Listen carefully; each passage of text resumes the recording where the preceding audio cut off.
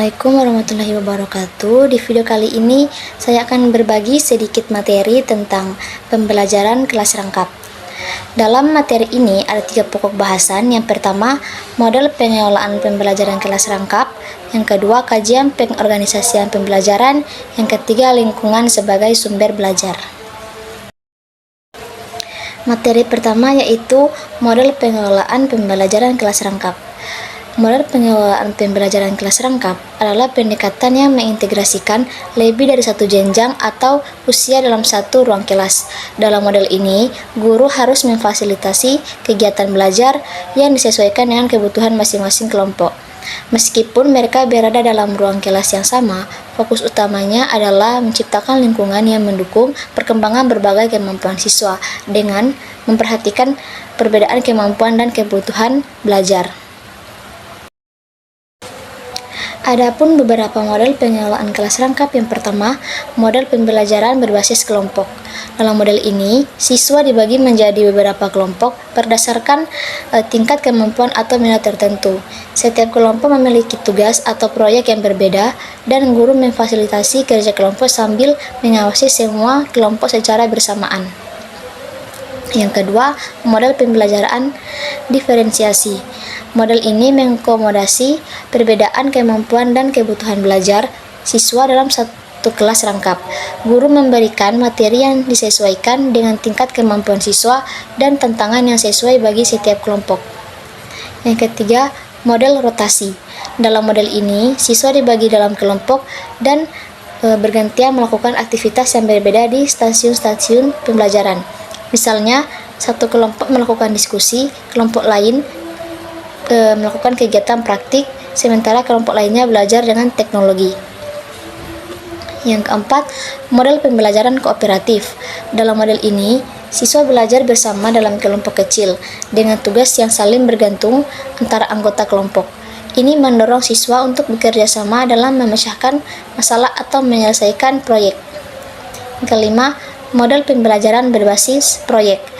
Dalam kelas rangkap, proyek yang kompleks diberikan kepada kelompok siswa yang terdiri dari berbagai tingkat kemampuan. Proyek ini bisa berupa penelitian, presentasi, atau karya seni dan dilakukan selama periode waktu tertentu. Selanjutnya ada kajian pengorganisasian pembelajaran. Kajian pengorganisasian pembelajaran merupakan proses analisis dan evaluasi terhadap struktur, proses, dan elemen-elemen yang terlibat dalam suatu program pembelajaran. Tujuannya adalah untuk meningkatkan efektivitas dan efisiensi pembelajaran dengan mengoptimalkan penggunaan sumber daya metode dan strategi yang tepat. Beberapa aspek penting yang dikaji dalam pengorganisasian pembelajaran. Yang pertama, tujuan pembelajaran. Menentukan tujuan pembelajaran yang jelas, spesifik, terukur, relevan, dan berjangka waktu. Yang kedua, materi pembelajaran. Memilih materi pembelajaran yang relevan, terkini, dan sesuai dengan kebutuhan peserta didik. Yang ketiga, metode pembelajaran. Memilih metode pembelajaran yang efektif dan menarik bagi peserta didik seperti diskusi, presentasi, simulasi, dan pembelajaran berbasis proyek. Yang keempat, media pembelajaran. Memilih media pembelajaran yang tepat untuk mendukung proses pembelajaran seperti buku teks, video, audio, dan internet. Yang kelima, evaluasi pembelajaran. Mengembangkan sistem evaluasi yang komprehensif untuk mengukur pencapaian tujuan pembelajaran. Yang keenam, pengaturan waktu dan tempat. Menentukan jadwal dan lokasi pembelajaran yang efektif dan efisien. Yang terakhir, manajemen kelas. Mengatur kelas dengan baik untuk menciptakan lingkungan belajar yang kondusif. Manfaat kajian pengorganisasian pembelajaran. Yang pertama, meningkatkan efektivitas dan efisiensi pembelajaran. Yang kedua, meningkatkan motivasi dan partisipasi peserta didik. Yang ketiga, meningkatkan kualitas dan pembelajaran hasil belajar. Yang keempat, memudahkan proses pengajaran dan pembelajaran. Yang kelima, meningkatkan profesionalitas guru. Poin yang ketiga, lingkungan sebagai sumber belajar. Lingkungan sebagai sumber belajar merupakan pendekatan penting dalam pendidikan yang memanfaatkan elemen-elemen sekitar siswa, baik biotik dalam kurung hidup maupun abiotik dalam kurung tidak hidup. Untuk meningkatkan proses pembelajaran, konsep ini menekankan interaksi timbal balik antara manusia dan lingkungan yang dapat memberikan pengalaman langsung dan konkret kepada siswa. Lingkungan sebagai sumber belajar dapat diartikan sebagai kesatuan ruang yang mencakup semua benda dan keadaan makhluk hidup, termasuk manusia dan perilakunya. Ini memungkinkan siswa untuk belajar melalui pengamatan langsung terhadap fenomena alam, bentuk, dan gerakan di sekitar mereka. Lingkungan sekitar sekolah seperti tumbuhan, hewan, batu-batuan, dan pemandangan alam dapat digunakan untuk menjelaskan materi pelajaran yang lebih menarik dan bermakna.